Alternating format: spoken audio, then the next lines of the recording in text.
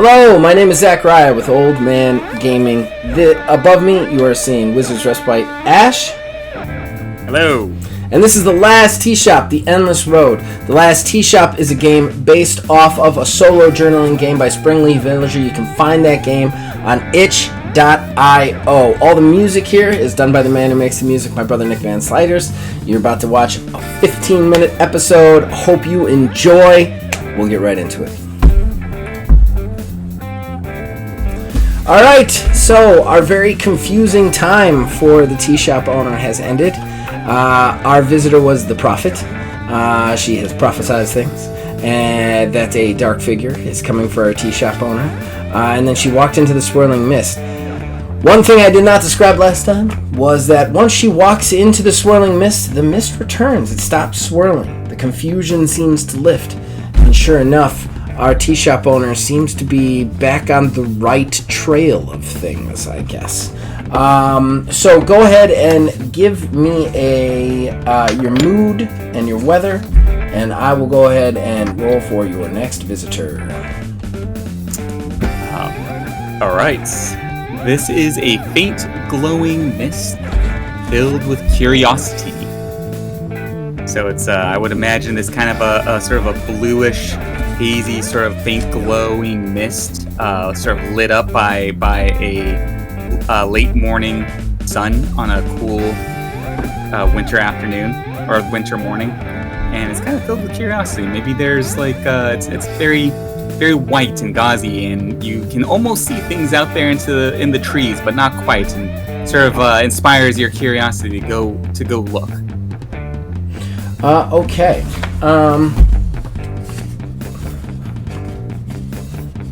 Okay, I see that. All right. Okay. So we are on 4. So this, only 2 more days pass. Almost like the 4 days that you went were just like the wrong days. And it's kind of trying to catch up to something. And then sure enough, you're kind of looking out your door into the mists. And the mist begins to swirl, again, showing you things. They show you books, they show you knowledge, and then they show you this person. And what was it? It was curiosity, you said, right? Yeah. You just saw this person, books and knowledge, just constantly looking for the future, looking for something bigger and better. And sure enough, the mist kind of clears, and out walks this woman. She's got short, layered, kind of chin-length hair, large kind of glasses, thick-framed glasses. The hair is brown. She looks meek but intelligent, and modestly dressed, and short. She kind of like walks out and looks at you and walks right over to you, as if she's always been there. And she looks at you and goes, "Hello, I do believe you are going to be serving me a spot of tea." I'm a little surprised, and I smile broadly at her, but also confusedly. As a matter of fact, miss, you've come to the right spot. That you've found my tea shop. Please come inside. She goes, "Thank you very much. It was not hard to figure out. You do have a big tea kettle on the outside." And then she kind of like sits down in the chair with the candle. She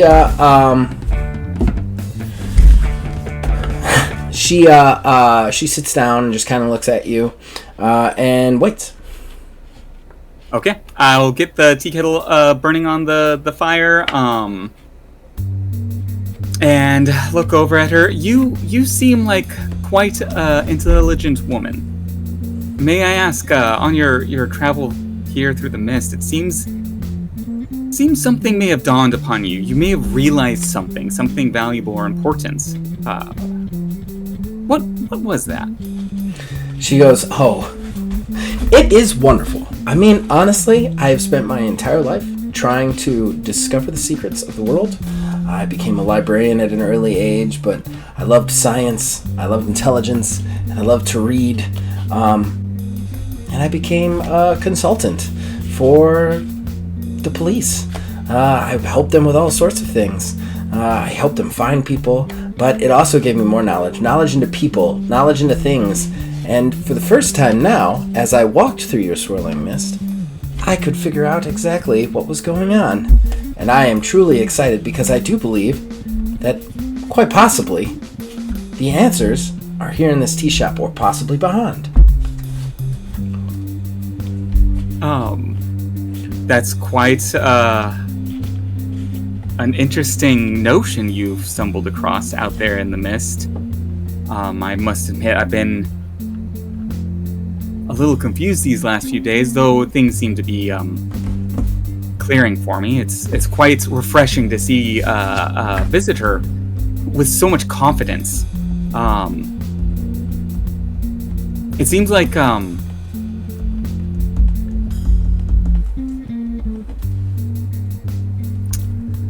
you've come a long way in your journeys, in your time traveling here.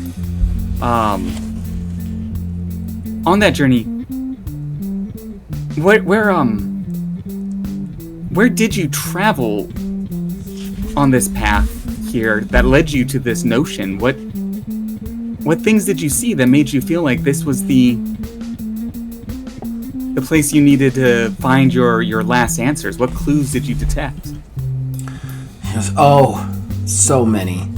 Because I do believe I believe something happened to me, which is unfortunate. I had a lot more life to live, but I don't know, walking through the mist, coming out here, your tea shop, it just seems so serendipitous. I have to assume that this is the start of the next part, and the next part only gives more answers to more questions that I have had for my entire life. Hopefully all of them. What a wonderful idea it is. Let me ask you a question. How long have you been here? How long have you been serving tea? How many visitors have you had? What were their names? What did they do?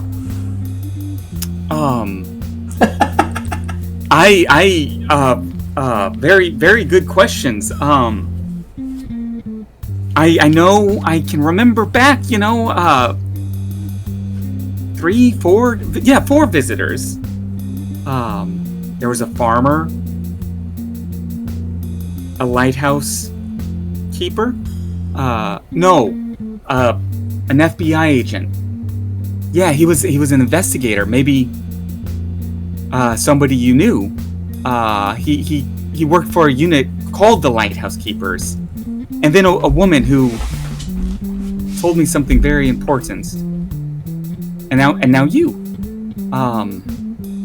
Tell me, this lighthouse keeper, did you know him? This I did. Officer.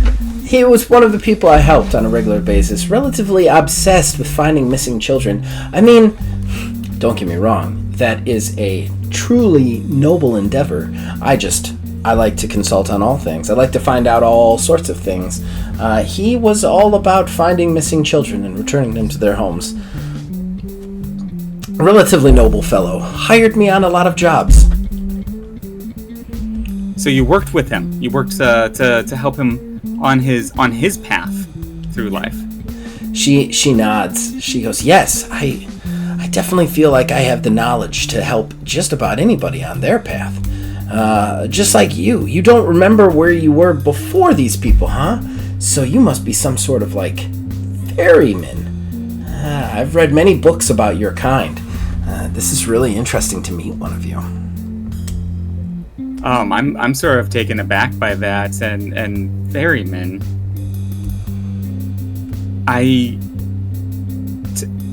Tell me, what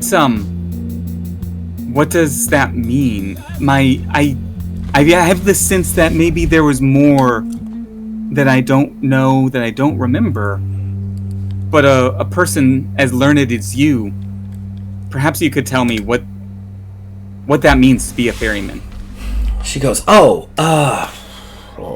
gatekeeper, a bridge keeper, someone who helps the people to the other side. which I believe that's what you do, because I believe that I'm on my way to the other side. I have read a lot of books, so I can recognize the signs. I do believe you are exactly that. I'm sure that you haven't met anybody as direct as me to speak about it, but I don't like to beat around the bush. Though I do feel like there is something about you that is off, something concerning, something worrying. Things have been, I must admit, somewhat disjointed, confusing. I pull the tea off as I speak to her and start to pour the water over the leaves into the pot, and continue to say, what kind of tea are you giving her? The gumbat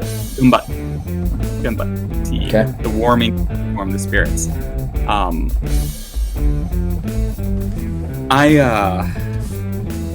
The last few days have been confusing. I've had visitors that remind me of things of my past, before I came to this tea shop. Where, in your books and your journeys, where do these ferrymen come from, and what is their journey? She shrugs. She's like, depends on the book, depends on the journey. However, for you, I do believe that it is something akin to a jury of their peers, to put people at ease, to help them to the other side. They would use somebody from the original. I believe that maybe you were one of us at some point. Maybe that's why things are confusing, disjointed. She looks directly at you and goes, would you like to tell me about all the people you've met before, and I can consult for you? That's quite kind of you. But let me ask you first, if it is truly my role to help those who travel through the mist, how can I help you? What is it that has left you somewhat lost in the mist out there, confused perhaps? She's like, fair enough. I mean, that is a good question. After all, it makes sense. I'm in the mist, so there must be something that I need to close. Right? Some door? Perhaps something unfinished? Maybe. But maybe that's the thing. Maybe I'm here to help you, and that's my unfinished thing. I am a person who likes to fix things, who likes to figure things out. A detective of sorts. I'm never happy with it's just the way it is, I guess. So, when it comes right down to it, I don't like the idea that you're sitting here in this tea shop just telling me it's just the way it is. All right. Perhaps my path is to help you help me. If that's how you find your path out of here, through the mist, I can do this. It started with the lighthouse keeper, and then things got different. I had a visitor who didn't seem like they... You're actually, as you start to tell the story, you are inspired by the mist to point out the window. Okay. And when you do, to make things a lot easier, it creates the exposition for the entire story. It goes through the last 3 visitors. It goes through the cop and what happened with him, the farmer, then the strange visitor. It kind of blacks out during, and you actually have to. That's the only part where you have to actually relay the information to the girl, and then it comes back to you, and then you tell her about her showing up, and then she stops. She goes, ah. She turns around and goes, well, can't be sure. After all, just got here. But if I were to take the signs, I would say that, and she points at where you've hid the gun. That is not good that you have, and whoever's coming here is coming to get that. And I would say that probably connects you to the physical world in some way, which gives you some idea of who you are, and you're not supposed to know that. And I would also say that that probably created some sort of distortion when you touched it and looked into it that removed you from the normal path that you were supposed to be on, which is why you got that girl. I look at her like blankly dumbfounded for a minute, staring at her. And the candle just pops on. Like the minute she says all that, the candle's just like, I'm just like, and I just, what kind of books have you been reading? She's like, you know, once you read enough books, you just kind of put the stuff together in your head. And then she picks up the candle, she lights it, she goes, this means I leave now, right? And then she picks it up, she goes, it was a pleasure meeting you. You actually helped me a lot. And then she turns and walks out the door and down into the forest. I just stare after her in bewilderment. Oh, I'm having fun with this, man. I'm having so much fun with this. All right. This tea shop owner has been more confused than every tea shop owner I've ever run before.